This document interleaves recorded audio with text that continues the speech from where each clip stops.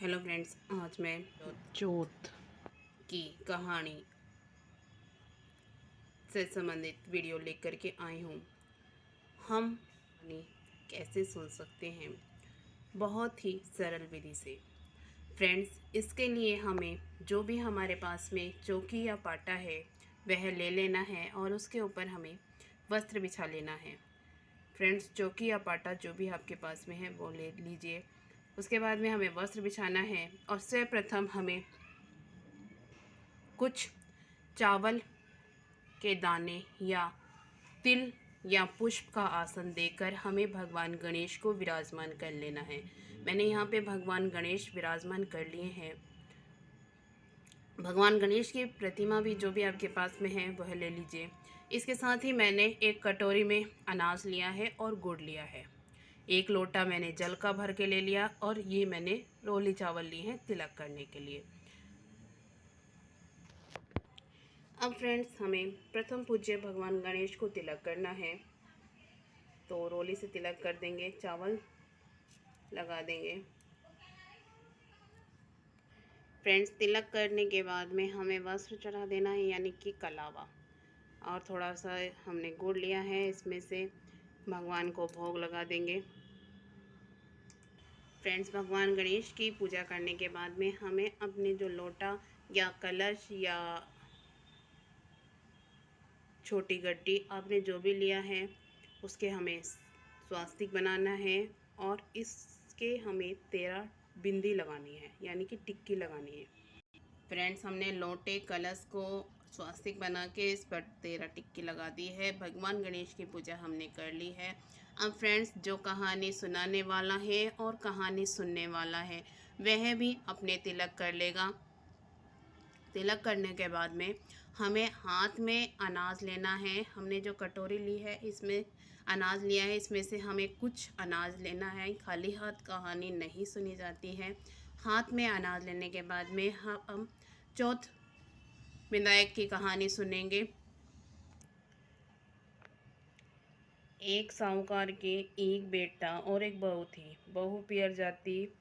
जब उनका बाप पूछतो कि के खा कर आई, बाप बोलती बासी खुशी खाकर आई। एक दिन साहूकार को बेटो ससुर से मिलने गयो। ससुर बोलो कि थे मेरी बेटी ने बासी खुशी क्यों घालो हो। बेटो यह बात आकर आपकी माँ ने पूछी तो माँ बोली कि मैं तो ताजी घालो हूँ, चाहे तू आज देख लिए।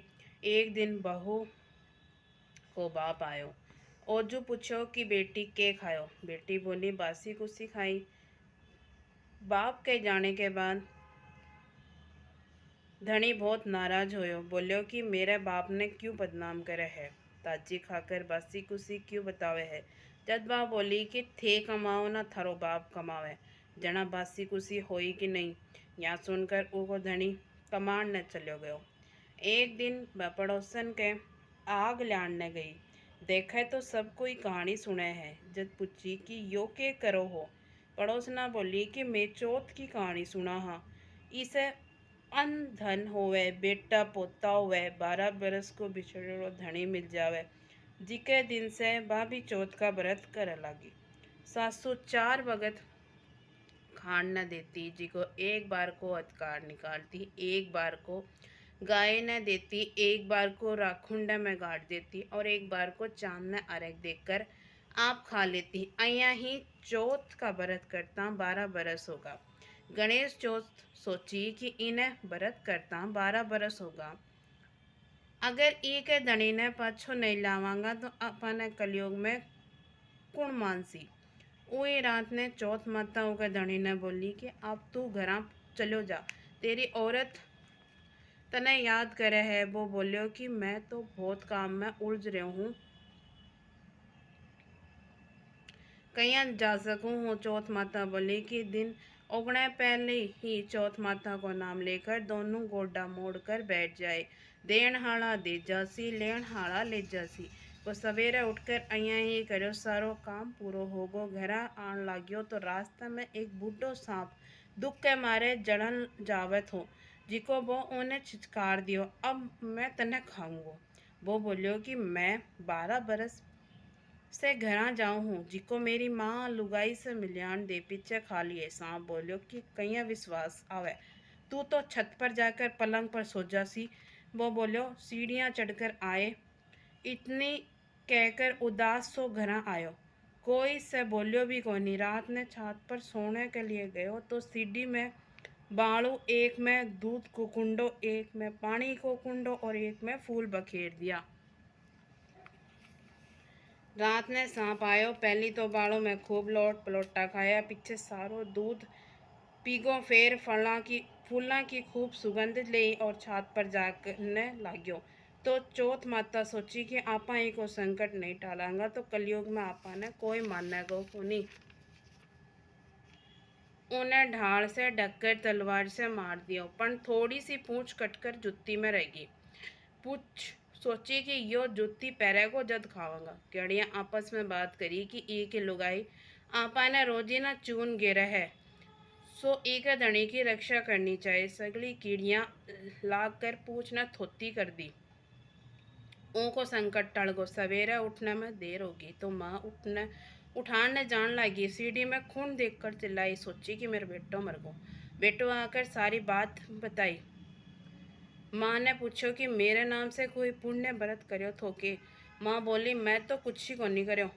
पण लुगाई बोली कि मैं बारू चौथ थारे लिए करती। माँ बोली कि मैं तो तन्ने व्रत करता कौन देखी, चारों भगत रोटी देती। बहू बोली कि मैं एक भगत को हथकार निकालती, एक भगत को गाय न देती, एक भगत को राखुंडे में गाड़ती और एक भगत को चांद न अर्घ देकर खाती। ब्राह्मण की छोरी ने बुलाकर पूछो तो बोली कि हाँ देती। गाय ने पूछो तो बा बोली बा उकारो भर दियो। राखुंडो खोद कर देखा तो सोना की जेठ होगी। सारी नगरी में हिलो फिरा दियो कि पुरुष की औरत, बेटा की माँ, दीदा गोडा की दणियाणी सब कोई व्रत करियो। हे चौथ माता उन्हें सुहाग दियो, जिसो सबने दियो। कहता ना सुनता ना उकारे पड़ता ना, अपने सारे परिवार ने दियो।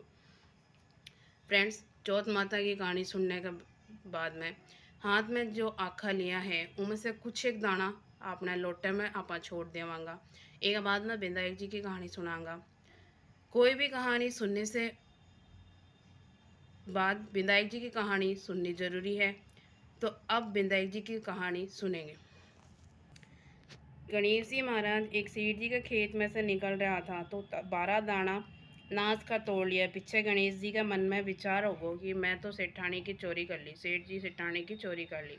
गणेश जी सेठ जी का 12 बरस की नौकरी पर लग गया। एक दिन सेठानी निमट कर राख से हाथ धोने लगी तो गणेश जी सेठानी को हाथ मरोड़ कर राख खोस लिया और माटी से हाथ धुआ दिया। सेठानी सेठ जी ने बोली कि इसो के नौकर राख्यो है, जिको नौकर की जात होकर मेरो हाथ मरोड़ दियो। सेठ जी गणेशिया ने बुलाकर पूछो कि तू सेठानी को हाथ क्यों मरोड़ो। जब वो बोलियो कि मैं तो सीख की बात बताई है, या राख से हाथ धोवे थी, सो राख से कदे भी हाथ शुद्ध को नहीं होवे। राख से धोने से हाथ धोने से घर की रिद्धि सिद्धि चली जावे, माटी से धोने से आवे। सेठ जी सोचा गणेश यो है तो शानो। थोड़ा दिन बाद कुंभ को मेड़ो आयो तो सेठ जी बोलिया गणेशिया सेठानी ने नुआ लिया। गणेशियो ले गो। सेठानी किनारे पर बैठकर नहाने लगी तो आगे ने जाकर गोतो खुआ ले। घना आकर सेठानी सेठ जी ने बोली कि गणेशिया का ये काम मेरे अच्छा को नहीं, मेरी इज्जत ले ली इतना आदमियों के बीच में। मैंने आगे ने घसीट कर नुआ लिया। गणेशिया ने बुलाकर पूछो तो बोलियो कि किनारे पर बैठकर छपका छपक रही सब नायडा जल से नावे थी। आगे ने नुआकर से अगले जन्म में बहुत बड़ो राजा को राजपाट मिलेगो, कैसे नुआ लिया। सेठ जी सोचो गणेश यो है तो सियाणो। एक दिन घर में होम होवे तो सेठ जी बोलिया कि गणेशिया सेठानी ने होम में बैठन ने बुला लिया। सेठानी ने बुलाने गयो। सेठानी काली आंगी पैर कर चालन लगी तो आंगी फाड़ दी और बोलियो कि लाल आंगी पैर कर चालो। सेठानी रूस के सोगी। सेठ जी आकर पूछो कि क्या बात है। सेठानी बोली कि गणेशिया मेरी आंगी फाड़ दी। गणेशिया ने बुलाकर बोलिया कि तू बहुत बदमाशी करन लग गया है। गणेशियो गयो कि सेठानी काली आंगी पैर कर जावे थी, मैं तो वह कटाकर लाल आंगी पैरन न बोलियो। काली आंगी शुभ काम में पहनने से काम सफल को नहीं हुआ। सेठ जी सोचो गणेशियो है तो समझदार। एक दिन सेठ जी पूजा करने लग गया तो पंडित बोलिया कि मैं तो गणेश जी की मूर्ति लाना भूल गया। गणेशियो बोलियो कि थे मन ने ये मूर्ति करके विराजमान कर लो, थारो सारो काम सफल हो जाओगो। यह बात सुनकर सेठ जी ने भी गुस्सो आ गो, बोला कि अभी तक तो सेठानी से मस्करी करत हो, अब मेरे से भी करन लाग गो। गणेश जी बोले, मस्करी कौनी करूँ, सच्ची बात कहूँ। इतनी कह के गणेश जी को रोक धर लियो। सेठ जी सेठानी तंदे ही गणेश जी की पूजा करी। पूजा खत्म होता ही गणेश जी महाराज अंतर ध्यान होगा। सेठ सेठानी के बहुत धोखो हो कि आपा ने तो संदेही गणेश जी रहता, आपा उनसे इतना काम करायो। गणेश जी सपना में कहो कि मैं तो आपके खेत का 12 दाना नाच का तोड़ लिया था, सो दोष उतारने के खातिर काम करो तो सेठ जी के करोड़ों की माया होगी। हे गणेश जी महाराज जी, सो बै सेठ ने सेठानी ने दियो, जिसो सब ने दियो, कहता ना सुनता ना उकारा बरताना आपने सारे परिवार ने दियो। फ्रेंड्स, कहानी सुनने के बाद में हमने जो हाथ में अनाज के दाने लिए हैं, इसमें से कुछ एक दाने हम लोटे में छोड़ देंगे। अब फ्रेंड्स, ये अनाज के दाने हमें रख देने हैं, अपने पल्ले के गांठ बांध लेनी है। फ्रेंड्स, चांद निकलने पर जल का लोटा और ये जो हमने कहानी सुनने के समय हाथ में अनाज लिया है, और जो भी आप मीठे से भोग लगाना चाहते हैं, ये सभी चीज़ें हमें चांद निकलने पे अर्घ के समय चाहिएंगे। जल का लोटा, अनाज जो आपने हाथ में लिया है, आखे जिनको बोलते हैं, और मीठे में आप जो भी भगवान को भोग लगाना चाहते हैं, इनको आँखों को आप गांठ बांधकर अपने पल्ले से रख दीजिए। फ्रेंड्स, किसी के यहाँ पर चांद निकलने से पहले ही बायना निकाल दिया जाता है। बायना कैसे निकालना है, इसकी वीडियो हमारे चैनल पर है, आप चैनल पर देख सकते हैं। और फ्रेंड्स, किसी के यहाँ पर जब चांद निकलता है, चांद को अर्घ देने के बाद में बायना निकाला जाता है। बायना हमें कैसे निकालना है, किस तरीके से हमें बायना निकालना है, इसकी वीडियो मेरे चैनल पर है, आप चैनल पर देख सकते हैं।